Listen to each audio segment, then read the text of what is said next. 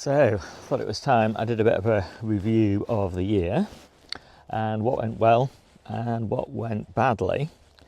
And in general, things went pretty well, but I had a super busy year. We had to build a greenhouse and to knock down a big old sort of wooden shed garage thing and put two new buildings in its place. There was a lot of labouring, a lot of moving around of all the contents of that, a lot of sorting out, a lot of trips to the tip. Mate, I was really busy. And I also did a big video project for a seed company, and that took way more time than I was expecting. So I ended up being personally just like really busy, and so the allotment suffered a bit, and that's kind of probably reflected in these comments, but you know, it's all worked out pretty well in the end. So first things first, what went wrong? I'll do a separate video on what went right because this will be too long otherwise, because quite a lot went wrong. So I think first off, let's go and see where I grew the shallots. So I was quite excited when I planted the shallots in this bed. I think they were golden gourmet, and I interplanted them with salad onions. Unfortunately, probably 80% of them went to seed on me. So I was really pleased that I interplanted salad onions, because at least I got a really nice crop of those. And then one of the nice things about shallots, of course, is they finish in July, early July, which is perfect timing to get a bed of leeks in. So I've at least had a few crops out off this bed, but I think I probably put those shallots in just a little bit too early. I was a little bit too keen. So next year I'm just going to wait until February, and hopefully I'll get better results, because shallots have been a bit of a nemesis this year. Not all through their own fault, partly through mine, because back at home we got a really lovely crop of shallots, the ones we put out in February, and they were red sun and something else, but because we'd had all the buildings taken down, I had no drying space. So I built a temporary drying structure which leaked like a sieve, so they never really dried properly, and as a result they got mould, and so we had to process them all really quickly and use them for a variety of preserves. So they didn't all go to waste, but it would have been, you know, one of the reasons you grow shallots is because they keep really well. Well, we haven't got a single shallot left now, apart from the ones that we're going to use as seed for next year. So that's the end of the shallot story. So now I'm on to my lettuce kind of disaster in summer. This bed was peppers, and had 6 peppers in this whole, no, 6 peppers in this one, 6 peppers in this one, and all the way around the outside had lettuce. And 80% of those lettuce were absolutely lovely up until one weekend when I came to harvest them, and I found pretty much every single one of them had just been completely devastated and eaten by caterpillars. It was amazing, you know, how they went from looking beautiful, almost, you know, even nicer than these lettuces look now, to completely annihilated in just a few days. And you can't really, I don't know, I couldn't even see any sign of caterpillar eggs when I'd harvested them the previous week. They just went crazy so fast. So I'm not really quite sure what I'm going to do about it next year. I'm thinking that I won't grow them around the outside of my peppers in summer, and maybe I'll have to grow them under a fine net, because that's the second year now I've had bad losses from caterpillars.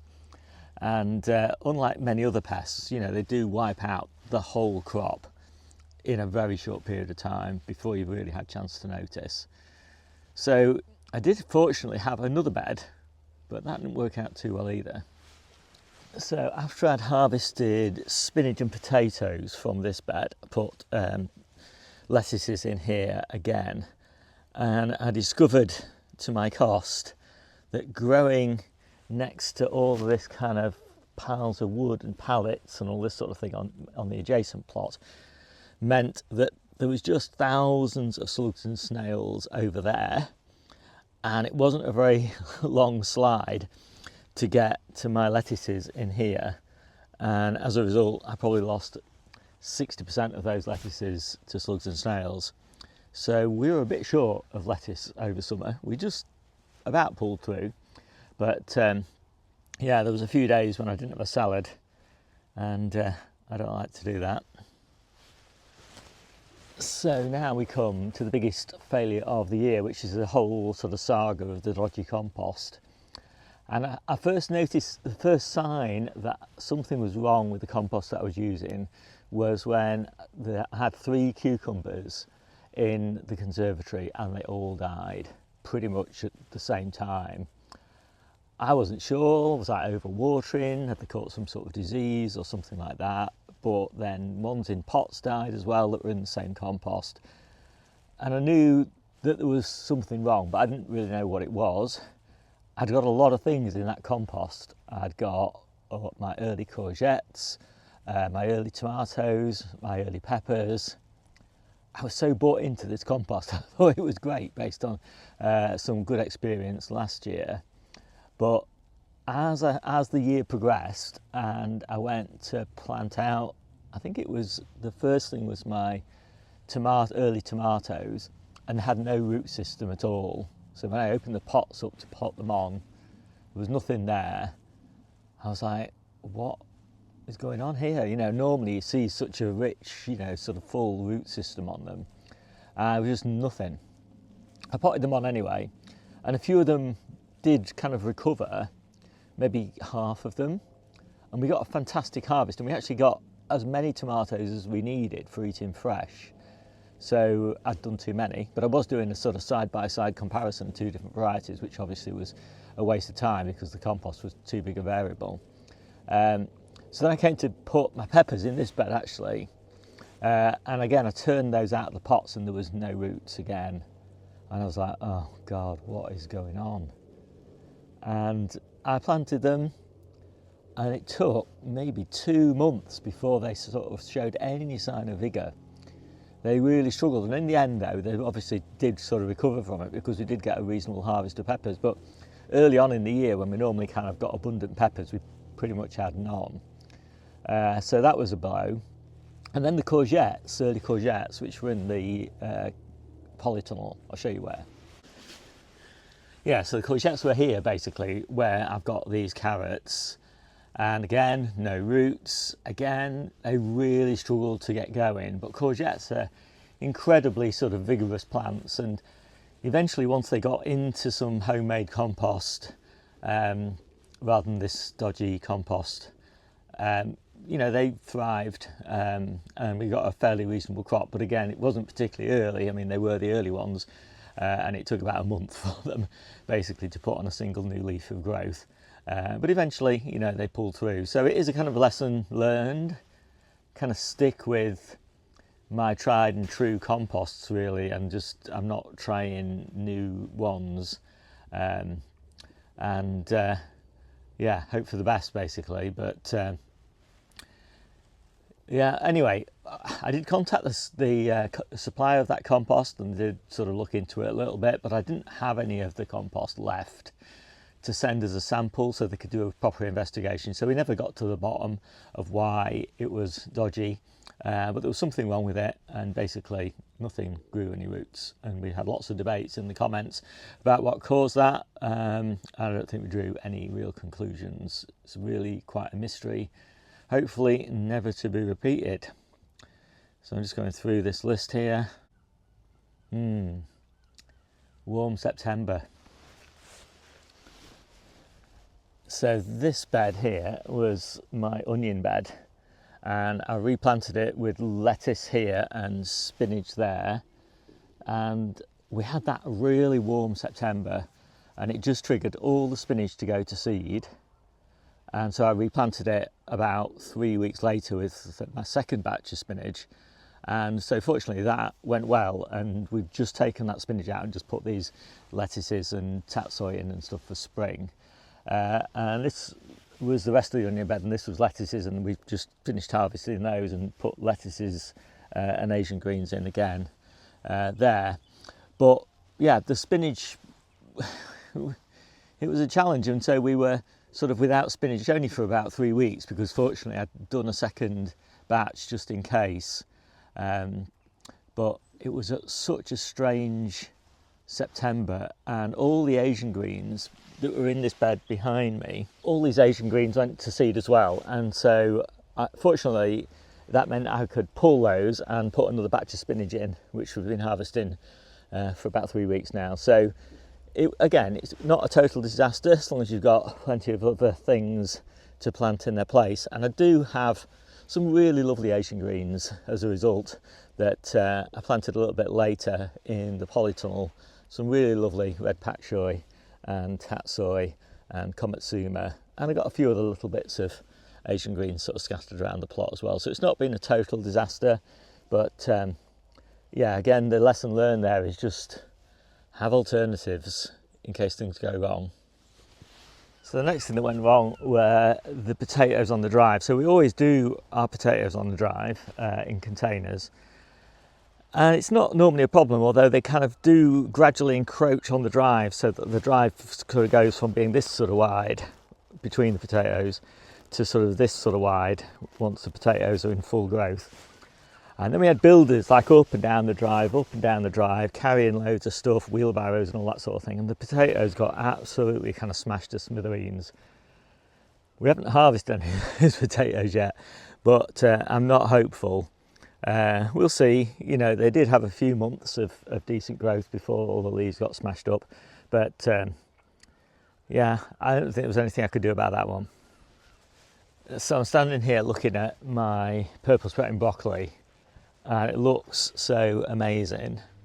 You know, this bed and another bed over there, but not all of the brassicas in autumn did so well. So the autumn cauliflowers got every pest. They got cabbage aphid, they got whitefly, and they got caterpillars, and we lost a couple of them to cabbage root fly. So yeah, what's the strategy there? Well, in part, we covered them up. It was on Debbie's plot. She put a net over them, and because she put a net over them, she couldn't see what was going on underneath them, and she didn't open the net up very frequently.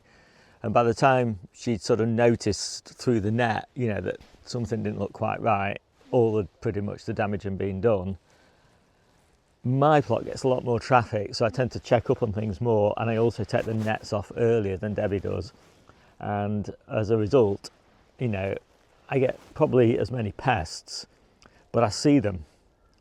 You know, I see them early, and I can do something about them. And we've had caterpillars on these, and as I look at them now, there's a bit of slug damage on some of the leaves and things like that, but none of it is going to affect the harvest. They've had whitefly, but pretty much all that's gone now. So yeah, I always think that that's an important lesson, you know, that a lot can go wrong under nets. You're not just protecting the plants with the nets, you're also covering up the damage that might be being done to anything that's actually trapped under the nets. And more often than not, from my experience, what goes on under the nets is worse than what would be going on if they were uncovered and you could just see what was happening. And then finally, I thought I'd just talk about my onions whilst I'm crouching down next to my winter salad onion crop. We had the absolute best red onion crop, well, and white onion crop, to be honest, that we've ever had. I think we harvested something like, you know, 500 onions or thereabouts. We struggled to get them dry, but we also struggled because we didn't have any buildings to do the drying in.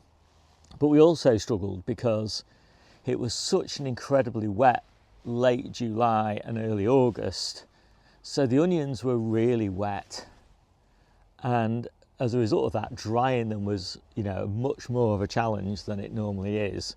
You couldn't leave them out on the soil to dry. You know, the flesh was basically saturated. I did cover them for about a week before I harvested them, but you know, the soil was absolutely saturated and the foliage was absolutely saturated, so I'm not sure it really did much good to cover them. I don't think it did any harm, but maybe if I'd covered them a little bit earlier, it would have been better. So we're now in a position where we've got better drying space, so hopefully that won't be repeated. But we have lost a few as a result, you know, because they are still so wet, we have lost quite a few to mould. maybe about 20 or 30 out of that, you know, what's left of that crop now, which is probably about 300 onions or something like that. So, you know, maybe getting on for 10%, and if we kept on at that pace, then it would be a problem. But hopefully the weather will cool, and as the weather cools, onions are less likely to develop mould, you know, because mould doesn't really grow very much sort of in the, well, it sort of starts growing, I think, sort of around 16 degrees centigrade and up.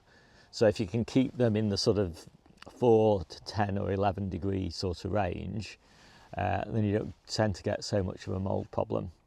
But that's all theory, and as we know in gardening, a lot of things happen that aren't very well predicted by theory because there are just so many variables, and yeah, you have to be prepared for things to go wrong. Anyway, lots went right as well. We'll get onto that soon. My name's Steve, this is the Seaside Kitchen Garden and Allotment channel, and I'll see you soon.